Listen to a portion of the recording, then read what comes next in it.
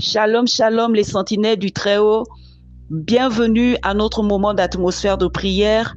Ce matin, nous voulons manifester encore notre joie parce que l'Éternel a fait de grandes choses pour nous. Nous sortons d'un week-end béni, nous sortons d'un week-end formidable où nous avons assisté à l'investiture du nouveau président de notre pays, le Gabon. Nous avons été nombreux à avoir des larmes de joie sur nos visages parce que nous étions en train de vivre un moment inoubliable, un moment qui marque une nouvelle tournure de l'histoire de notre pays, le Gabon, et nous sommes encore dans la joie. Et ce matin, nous voulons libérer la bénédiction sur le Gabon. Nous ne voulons pas être de ceux-là qui maudissent le Gabon. Nous ne voulons pas être de ceux-là qui proclament des paroles négatives sur le Gabon. Nous ne voulons pas faire partie des pessimistes. Et dans la définition que j'ai trouvée de pessimiste, cela signifie celui qui est porté à être mécontent du présent et inquiet pour l'avenir. Cela veut dire quoi? Que même dans ces moments que nous vivons au Gabon, ces moments de joie, ces moments de réjouissance, ces moments de gloire, il y a de ceux-là qui sont mécontents. Il y a de ceux-là qui ne se réjouissent pas de ce qui se passe au Gabon et il y a de ceux-là qui sont inquiets pour les lendemains du Gabon. Nous ne voulons pas faire partie de cette catégorie de personnes. Nous voulons faire partie de ceux-là qui déclarent, qui bénissent, oui, qui bénissent le Gabon présent et le Gabon à venir. Alors nous voulons lire ensemble Nombre 6, versets 24 à 26. La parole de Dieu déclare que l'Éternel te bénisse et te garde, que l'Éternel fasse briller son visage sur toi et t'accorde sa grâce, que l'Éternel se tourne vers toi et te donne la paix. Ce matin, tu es un porteur de bénédiction. Ne garde pas le silence.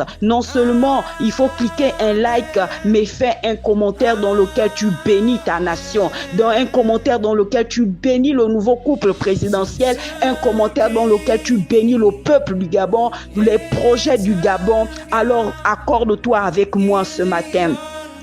Béni soit le peuple du Gabon, toi qui fais confiance à l'Éternel et qui place ton espérance en lui. Béni soient les dirigeants du Gabon. Béni soit le nouveau président du Gabon et son épouse. Ô Gabon, tu ressembles à un arbre planté près de l'eau et qui étend ses racines vers les cours d'eau. Tout au long de cette année et des années à venir, tu ne redouteras pas la chaleur, ni la sécheresse, ni la famine.